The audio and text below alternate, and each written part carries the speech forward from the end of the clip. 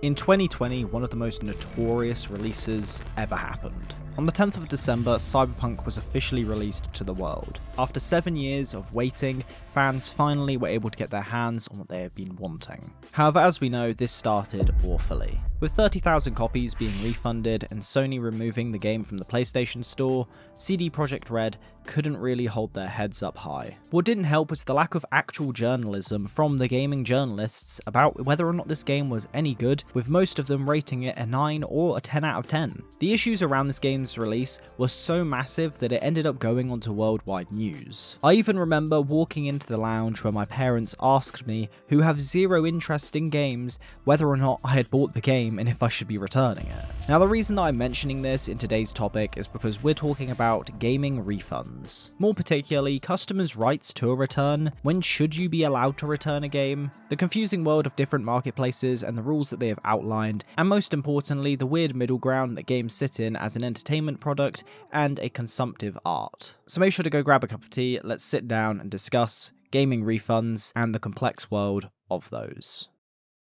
I feel like the idea of refunding a game is all over the place, as one part of me doesn't believe that you should be able to refund a game. The reason that I have this side of me that just wants to accept this idea is that in my mind, I kind of buy a game, and if I don't like it, I view it as kind of my fault for buying the game in the first place. And the other reason that I don't end up refunding many of the games I purchase is because quite a lot of the time I end up buying games that I don't even end up touching for maybe a few months or even years down the line. The other part of me though does believe that we should be safeguarding many players, from moments of misleading releases all the way through to over-the-top buggy messes. For us to talk about this topic, we need to ask the actual question of what is a game? The reason for this is that in almost every single case, the customer doesn't have a right to return the product simply because they don't like it or believe that the value wasn't enough for them. Sure, companies might give you the benefit of the doubt when it comes to that return. However, if this was brought into a court setting, it would most likely fall on the side of the company. This is to avoid businesses and companies being completely screwed over by malicious returns, as you wouldn't want to be selling something to someone that they simply say after 30 days later, actually, I don't want it. But then you get the product back and it's been used to its entirety, or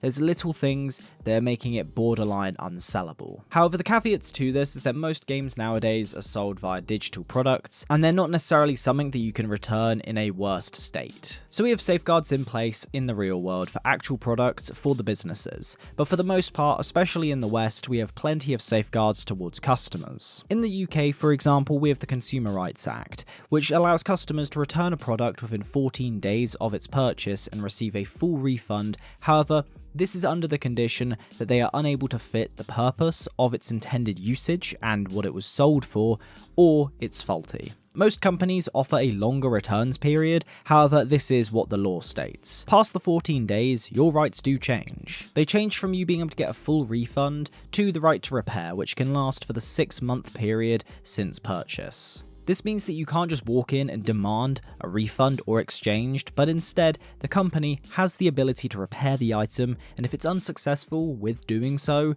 then your right to an exchange of the product is allowed. So in all cases, past the 14 days, you're not actually obligated to a refund. And once those 6 months have passed, we then walk into the territories of partial refunds based on a case-by-case basis and the leniency of the companies involved. The reason why I bring all of this up is because games really aren't in the same categories as a traditional product. They aren't the same thing as you purchasing a PS4 to play Cyberpunk.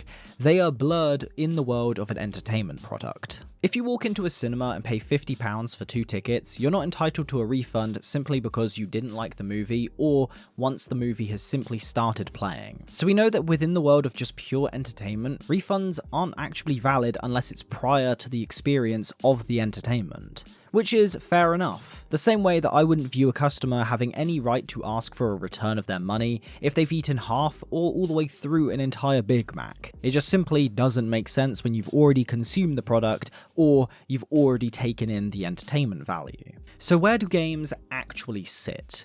Well, under UK regulation, they're under a 14-day refund policy, as they're simply thrown in under the idea of being a digital product. This right to return is allowed for anything, so if you don't like it, it's fine. However, is that necessarily the right way of dealing with it? And this is where we get into the main discussion of today's video. And I think this is where a lot of people's opinions of businesses and corporations will come into account when dealing with this area around the idea of whether or not you should be allowed a refund in certain circumstances. And these are 3 questions that I'm going to say to you right now that you can either answer now and maybe think back on at the end of the video, or wait for me to go over some ideas around them throughout the video. So the first one of which is, should you be allowed to return a game if you've played 30%, 50%, or 100% of the game? If a game isn't finished on launch, should the right to return only last 30 days, or should it last until the company has fixed its product?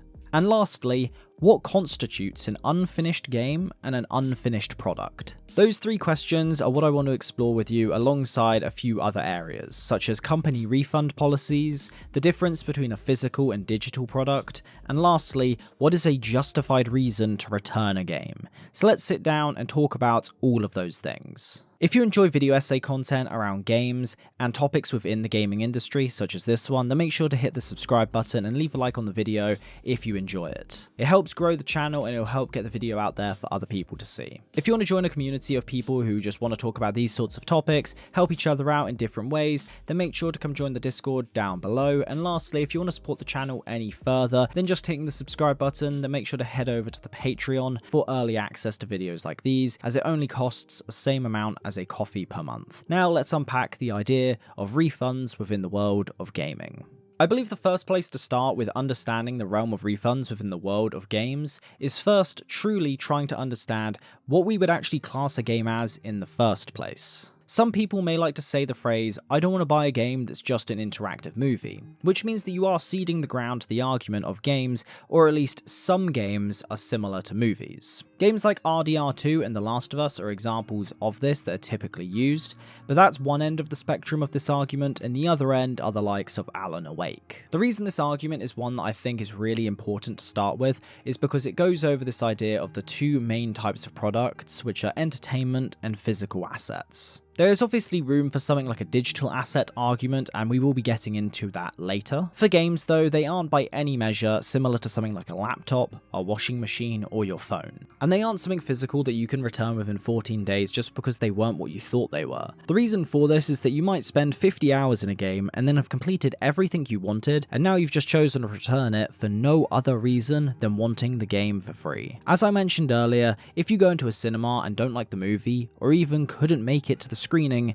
you're not entitled to a refund anyway. So why would it be any different for a game? And this is where we get into the realms of a digital product. Under UK law, games fall under being a digital product, which means that if you are a UK citizen, you are entitled to request and be given a full refund within 14 days. But what if it's sold as a physical product? Or a better question to ask is, what is the value proposition that allows games to be any different from a movie? The reason these questions are important is that if you went into a store to go buy a game physically, that's a physical product that can be damaged, lacking the content that was actually meant to be in the case, or damaged consumables, with such damages as laser burn. All of these can be argued on the decision of something physical, as the value proposition of handing over your money for something tangible in value that is comparable to the price that you're paying. However, what is the value proposition of something digital? Well, some might say that it's similar to the Wild West in that you have things like courses online where they will tell you upfront what is going to be inside the course to set your expectations up properly,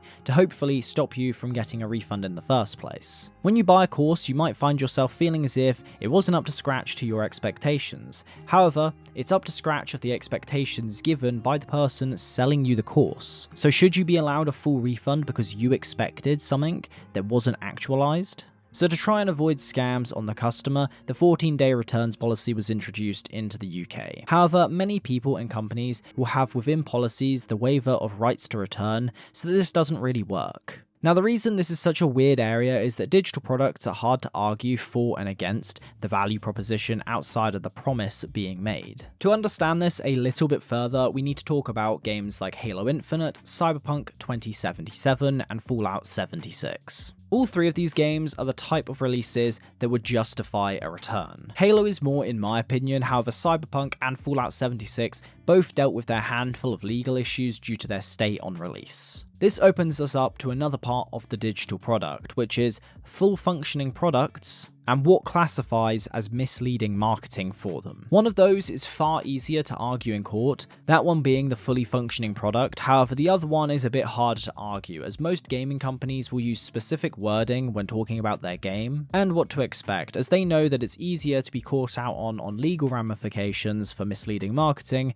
instead of a fully functioning product. However, in most cases, because they're so tight with the words that they're saying, it ends up going into extremely murky territory. But before we talk about those two parts, I want to first talk about the examples of those three games and why they are justified reasons to return, starting with Cyberpunk. For all the praise that it now receives for being such a great game, which seems to have clouded a lot of people's opinions on this game's launch, but when this game released, as most of us know, including people who didn't even play the game, was a travesty. This wasn't an internet blowing things out of the water issue, but in fact, a company choosing to release a product that wouldn't even run on some consoles, wouldn't run properly on most, or for a decent stretch of time on new consoles was borderline unplayable as well on PC. So not only was the game lacking polish, to say it lightly, the game also promised many features that didn't exist. And here's a small list of them just to let you know.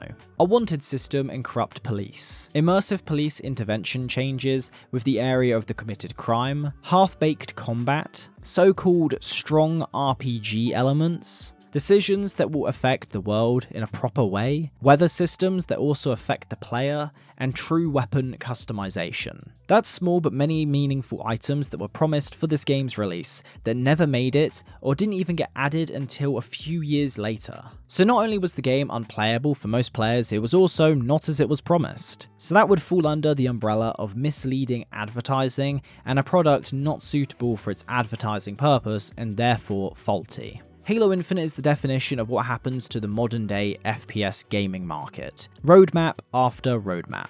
Why? Well, because they were unable to fulfill the promises on the features that were meant to be there on launch. The game was lacking a Forge mode, campaign co-op, a lack of game modes in general, lack of playlists. And on top of that, they had the guts to put a load of content that was previously free to use behind a microtransaction hellhole. And with Fallout 76, we saw a release of a game that was incredibly unfinished. Not the typical Bethesda unfinished state of a game where it's a few bugs here and there and maybe some game-breaking glitches later on in the playthrough. Those are typical sort of things from then. But the actual content that was missing was, the such as NPCs, the story elements, and even performance issues that were way worse than the typical release of a Bethesda title. All three of those games have seen massive videos being made to rip into them, and this isn't actually one of them. I'm simply using this to highlight the extreme end of an example of what I would classify as a actual refund and where you should be justified in getting one. To loop back to the beginning for this, all three of these games show adequate evidence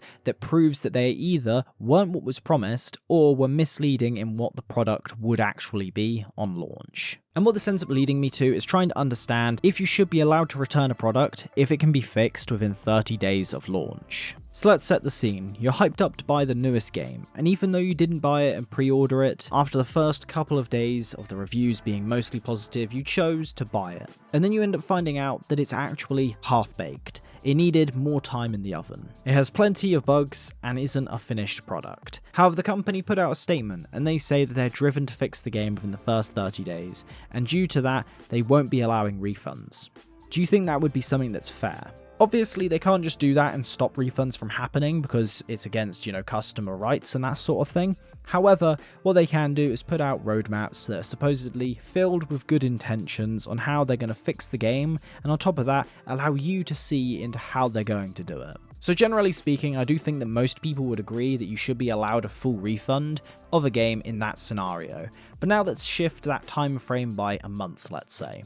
Let's say the game has now been out for over a month, and people have been talking about all of the issues, but you still choose to buy it. And once you've discovered all the issues for yourself, you choose to try and request a refund. Should you be allowed to? This is where you get into your own beliefs of self-accountability, and this is where that sort of side of it would come in and how your opinion on corporations and companies would come in more than anything. For me, I would say no.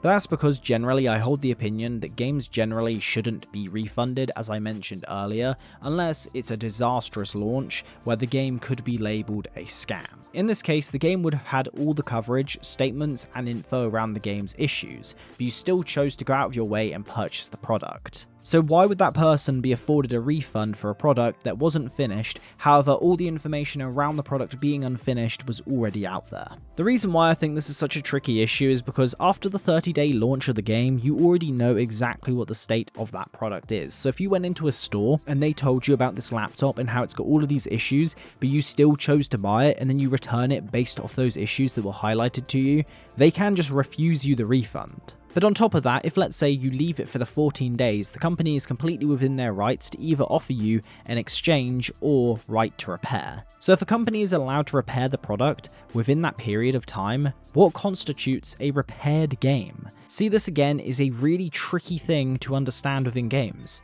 as every single game on the face of the planet has issues, from bugs, glitches, and unpolished parts of its gameplay. I think the only way that we can truly understand this is from the games they've released in the past and how people reacted to them. So we all know that Cyberpunk got its backlash for its awful release due to its issues of an incomplete product, and it also just didn't function well. We then have a game like Red Dead Redemption 2, which is considered one of the most polished games to ever be made from a AAA studio. Somewhere in between those two is quote-unquote the fixed and finished game. I want to explore 3 games here that are going to be Skyrim, Assassin's Creed Unity, and Spider-Man. The reason why I'm choosing these 3 is that somewhere along the line of their releases, you had some form of controversy under the guise of an unfinished product or being misleading. I'm going to start with Spider-Man, as it's definitely closer to RDR2, and I thought I'd get away from this just before people try and say that I'm saying that, you know, Spider-Man's a broken game, because it's not by miles. Spider-Man's main point of contention was around its so-called graphics downgrade due to the issue around the reflections of puddles. It also had an issue around its performance at launch and some audio syncing issues. However, for the most part, the game was praised for many reasons, and one being that it was all round finished, and this game was very great on launch. If someone tried to refund the game under it's a unfinished product, you'd probably be laughed out the store and told that you're never getting a refund and you'd just be refused it in the future. I would say that this game sits somewhere on a like 75 to 90% category of a finished game. They still had parts to oil up and just get sorted. However, for the most part, the game was completely playable and there wasn't actually an issue, generally speaking, with the game that would stop you from enjoying the experience. We then have something like Assassin's Creed Unity, which was the poster child for unfinished games until Cyberpunk came along, which tells you a lot about how much CDProjeck Red screwed up the release of Cyberpunk. This game was riddled with technical issues such as people falling from the sky, getting clipped on things, and a lack of optimization in most areas of play. It was a sad time to be an Assassin's Creed fan, as this game is now at a point of playability. I would argue that the game is fun and was fun on launch to play, however, there was obviously those issues. So at what point in the development process did that game go from an unfinished to fixed game? Over time they did fix many of the issues, however, I think primarily the areas that needed focus was removing some of the more damning bugs that made it infamous. So, for example, getting rid of, or at least trying to nullify down as much as humanly possible, the amount of people falling from the sky and, you know, people's faces just vanishing and you can just see their eyeballs. Sure, they smoothed out some of the general gameplay optimization elements, but for the most part, that wasn't the issue around this game's release. As this game was playable, it just had a plethora of bugs. So the game would probably be sat at 25% along this bar, and at some point it tipped over that 50% line, in which people now believe that this game sits as a finished game. And this is where we then get into Skyrim, which, in my opinion, sits exactly on that 50% line. Skyrim is a bit of a special case scenario for this, as I do think if Skyrim was being released today, with the amount of bugs it's got, it wouldn't have been considered fine. Obviously, that would be a terrible argument for me to be making. The place to focus on for me is why do many people consider Skyrim a completely acceptable release, including myself, and others don't. The reason I consider Skyrim a special case is that it has 2 things going for it that overrode a lot of the viewpoint for many people around Skyrim being an unfinished product, which is the value the game offers, which for all the people who cry about how Skyrim is so-called as deep as a puddle, you're just wrong. I honestly, If you try to make that argument, I just tell you to go watch all of the lore videos that all stem from Skyrim. Just go do it. Go watch all of the side content stuff. The game has so much going for it than many of people's favourite games. Skyrim has a lot going for it, as I said, from its lore and its stories within the world itself and how it immerses you into the country of Skyrim in Tamriel. So when you mix that together with the fact that Bethesda have a proper community of players, and not just a community of players who like the games that they create, but people who actively want more of what they do within the worlds that they've created. So mixing a die-hard community that makes a lot of what makes Skyrim so amazing as a community to experience and warm welcoming, but also the fact that the actual value proposition this game provides to players is able to completely override many of the issues this game has. Now that throws a spanner in the works of this idea, as it means that games could release in a state where it's not polished, however they release enough of that proposed experience that it kind of overshadows the other glaring issues, and it allows them to have it not used against them in the future to discredit the game. The reason why I believe Skyrim can get away with it is because that value proposition that I mentioned earlier, which answers truly the question of what is the value proposition a game offers, allows them to get away with releasing a game that isn't necessarily the most polished thing ever. And that value proposition, in my opinion, is the feeling a game is able to give you. I've discussed this in a handful of videos, but I do want to hear some of your thoughts around this topic of the feeling of a game. I'm trying to formulate my own opinions entirely so that I can release a video later on down the line that summarizes what I'm discussing within these videos. But if you want to check out my general thoughts so far, check out my How Games Make You Feel playlist, as that playlist in itself will basically go through loads of different videos, but they all are within this realm of understanding how a game makes you feel over the technical masterpiece that the game might be. For any type of media, the way that it makes you feel is what they're truly trying to get out of you. Within this type of media, to truly get away with not being a technical masterpiece, for the most part, we need to end up getting a really good baseline feeling that can be delivered at mass, and I believe that is where Skyrim is able to tip that opinion over to the side of not necessarily being an awful game, because it is able to give that feeling to the players. So if a game can't necessarily hit the feeling aspect of a game's release, then it can't actually escape the criticisms of being an unfinished product. To end off this part of the deep dive, I wanted to mention that games and what is classified as an unfinished product is incredibly subjective. Most of the time, it won't feel like that, but all you need is a game that gives you just enough that's going for it to override a lot of the views that you may have towards its broken and unfinished elements. So to round up this idea around a broken product on release, and if you should be able to return it, I believe that you should be able to within the first 30 days of launch, but not of your actual purchase. The reason for this is that I believe that you're completely removing the customer responsibility entirely from the conversation, and basically saying that they shouldn't do their own research before purchasing something, which is an incredibly stupid thing to suggest. Sure, if it's something really minuscule, but if you're going to spend £70 on something that for many people out there, the average person out there, that is a good chunk of change to be taking away from them after all of their expenses have been paid, to basically try and say that they should not do their research and they basically should just hope for the best, and then if they don't like it, maybe they can return it later on down the line, I don't think is a good thing to be promoting generally. So if a game is broken on launch and ultimately is discussed all over YouTube videos, articles, and the company has made a statement about this and it's everywhere, then I do believe that there is a part of the consumer responsibility that needs to be thought about. However, the one big counter-argument to something like this is that a lot of people do just buy a game because it looks cool, but they don't necessarily look into it. So I get the idea that there has to be this idea of being pro-consumer in this stance. It's why I'm saying in this video that yes, some of these thoughts are what I would think, but a lot of people aren't the same way that I am around a game's release. They may not want to spend like 2 hours, 3 hours of watching different people who have different opinions reviewing games to understand if the game is truly for them. Some people just look at a game, they think, oh, it looks cool, and then they find out maybe 20 hours, 30 hours in that I'm now basically falling victim to the sunk cost fallacy, and I'm no longer able to enjoy the experience that I thought I was going to when I thought the game just simply looked cool. I do believe that for the greater good of the consumer, it's best to allow people to return the unfinished product within 30 days of purchase, not necessarily release. As laid out a minute ago, it is also incredibly subjective on what would be classed as an unfinished product, and that varies from person to person. The last major issue, which is where this idea originally stemmed from,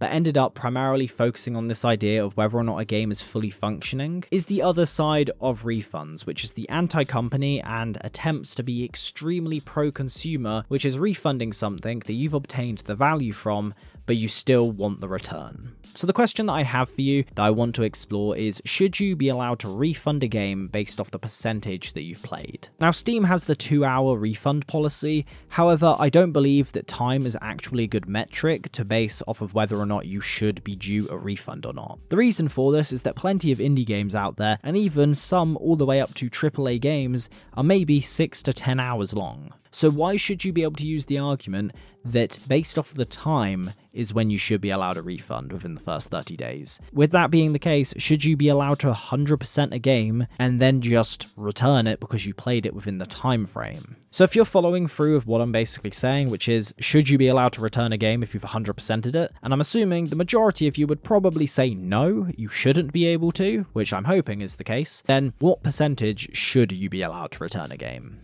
This again comes down to your belief on what games would fall under. Within the realms of cinema, as I mentioned, you can't return the product once the product has commenced, and no company is obligated to give you a refund just because you want to return it. At least if it's a physical product, that is. Again, this issue comes down to where games are classified as digital products, which means that you can return them without any reason, even if you've exhausted the use out of them. In my opinion, there should be a checkpoint given by the developers to gauge this. That way, if an indie developer believes that someone who's played 30% of their game still hasn't started to have the full experience of that game, then they can put it down to, let's say, 50% instead. And this metric could be used through something like achievements, stories, or missions, or whatever simple way that they would have around doing it. The caveat for this though, and the main reason why this probably doesn't exist today, is that there would need to be people who work for the storefronts, such as Xbox, PlayStation, and Steam, who will ensure it's pro-consumer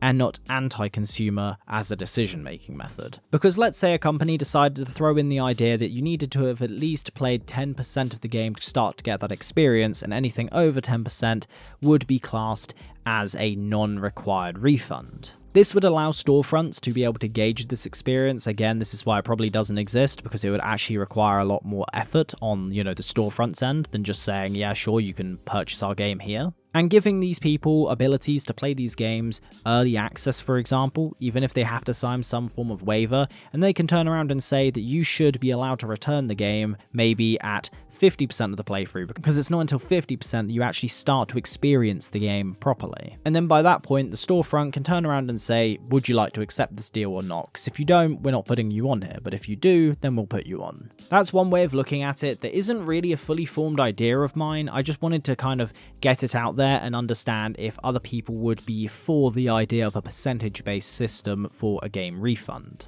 Because obviously there is a lot of people out there, especially before Steam changed it from a 10-hour policy down to a 2-hour policy, a lot of people would try and play through games and then return them within that time frame, which is a bit questionable to me. Sure, it made up for good YouTube videos, but all round is a weirdly scummy method of doing things. If you're going to play through an entire game within the 30 days of Xbox's returns policy and then request a refund, then you're no different than someone being sold something that doesn't exist, as you're taking from the other entity some form of value in exchange for nothing, without the knowledge of that other party as well in that matter. So you are basically being a scammer, but because you aren't the one taking the money, you're still taking the value being given. So what do I think about this weird world of gaming refunds and what the answer should be? Well, the first place that I'm going to start is what sounds incredibly non-pro-consumer, which is that it's on you on what game you purchase. Personally, whenever I buy a game that I don't like, my first response isn't, I should get a refund. It's typically, next time I'll double check and make sure this is a game that I want to purchase and something that I'm actually interested in. And I'll accept that I've paid for something that I didn't really get the use out of that I was hoping for. I don't view it as something that I should be returning, as it's not the same thing as, let's say, a physical device in which truly means a lot to me, and if it's not working or it's not as intended, it's going to create some form of inconvenience on me and my life, because that isn't the case. However, I understand that the way that I think about these things isn't really going to be the answer that's going to help the vast majority of people, because there is other reasons why someone might want to return a game, such as being missold, the broken releases, and general issues with a game. So what I do believe is the best way moving forward for both pro-consumer and company should be as follows. If a game releases in an unplayable state and not finished, then customers should be within their rights to return the game, as this would fall under being a missold product. I also believe that there should be more control on the publisher's side and indie dev's side as to the approach that is taken towards, let's say, the time played or the percentage played. Whatever they choose should then go through a vetting process by the storefronts, as this then should hopefully strike a good balance of what is pro-consumer and pro-company. The last bit that I would like to also add is that I also think that more games should include something like a try before you buy approach to the gaming experience, very similar to how we used to have gaming demos all the time and they just vanished for the most part. Hopefully we see the return of something like this, where you get the actual ability to play a game for maybe 2 to 3 hours to get a feel for it and whether or not you think it is the right thing for you to purchase. The only downside to a demo model or a try before you buy sort of mentality is that you would probably lose your right to return if a company says, well, you can't return it within the first 30 days of purchase due to the fact that you technically tried the product prior to purchasing. The same way that if you walked into a store to buy a laptop, you try it out and see if it's the one that you like and it's on display, you're physically trying it, you then purchase that product, you're not entitled to a refund because it doesn't fit your needs, as you had first-hand experience prior to the purchase. And that's not just me trying to say that as someone who believes that's how things should be, that is how things actually are as a customer service experience person who did this for quite a while and had to deal with these sorts of issues. Most of the time, most companies will be very lenient on it and basically say, sure, we can return it. However, within almost every single policy, it states that if they've already tried it, they've already seen the product physically, it's on them past that. The world of gaming refunds is certainly a weird place, but I do believe that there is a better way of going about it than the way that we do right now. If you're a consumer who's worried about needing to refund a game, my advice is very, very simple, but it will take a little bit of your time, which is do your own research before you purchase a game. Check from a variety of different channels and reviewers. Don't just rely on one channel to gain all of your opinions on launch, as one person might dislike the genre in general and you have no clue, and the other might love it so much that it blinds them from all of the other issues afoot. As I say within most videos nowadays, I want to leave you with some form of value or at least something to think about. So these are the variety of questions that I've asked during that I'd love to know your thoughts on. If you've got to this point, let me know down below. When do you think a game passes the line of being good enough to not be classed as a broken game? Do you think that customers should have zero responsibility in the purchasing of a game? Should people be allowed to 100% a game and then return it? And lastly, what do you think is the best refund policy or the one that you would enact if you could? The main takeaway outside of the food for thought questions is that when you're purchasing a game, try to make sure that it's actually something for you. If it's on Game Pass, maybe purchase Game Pass for a month and try out the subscription service and then try the game out for yourself there. Or maybe play through the whole thing on that Game Pass subscription. If you've accumulated a load of creators that you like to watch who have various different opinions on the landscape of either games or just different games in general in their reviews, then you might be in a good state where it can actually turn your ship towards steering it in the direction of, purchasing something that is right for you and isn't just right for that person who's reviewing it. With that all being said, I hope you enjoyed today's video. I thought it was an interesting topic to talk about, and I'm definitely going to be using you guys as guinea pigs to build off this idea further into the future and make a video that is kind of my final nail in the coffin of my thoughts on this subject later on down the road. If you enjoyed this video, please make sure to leave a like and do subscribe to the channel if you enjoy content like this. I make videos about gaming topics and deep dives into games. Also, if you want to join a community of people who talk about games and just general things in life, then make sure to join the Exiled Ones Discord, which will be linked down below. And if you want to support the channel more than just a subscription, then check out the Patreon where you get early access to videos like these, one-to-one conversations, and when you have an idea that's great, we can then work together and expand it into an idea of an actual video that can be uploaded to the channel. And then for anyone who is interested in knowing, I have 4 more videos left for the end of the year. One is still in the works that hopefully will be out within the next couple weeks. And then on top of that, we've got 3 videos coming out during December, which will be hopefully 3 anyway. I hope, as I said. If it's not 3, then it will be 2, but it should be 3. There'll probably be some of the longest videos on this channel, not necessarily the longest, as Red Dead is still going to be the longest for probably quite a while, but they will hopefully be rather long and diving deep into the subjects of those games. So with that all being said, I'll see you guys in the next one. Have a good one.